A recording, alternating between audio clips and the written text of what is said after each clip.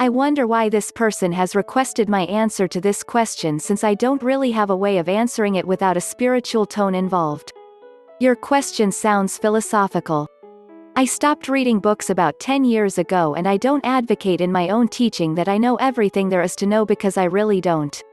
However, when you take into consideration that the end of knowledge brings about a state of infinite wisdom away from reasoning, a case could be made assuming that I am in fact someone who has a certain type of wisdom that transcends the normal boundaries and limitations of the human mind. I would say I do in fact possess a type of knowledge that is more precise and refined than thought. In essence, knowledge is mind, thus by transcending mind you are in fact transcending all knowledge. But there is only one true knowledge, it's called self-knowledge. This type of knowledge is what the Hindus call Brahman, what the Buddhists call enlightenment, what Christian mystics call Christ consciousness.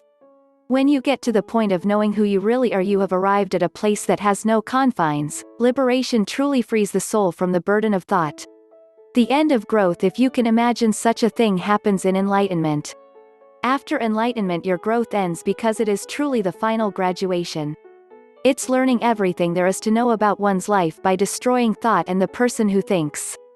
Such a person on the whole does not possess any motivations to become a better person, because he is being guided by a force much larger than himself which he cannot control through will. It sounds arrogant to say you know everything there is to know about life, but it's fairly accurate and the simple truth.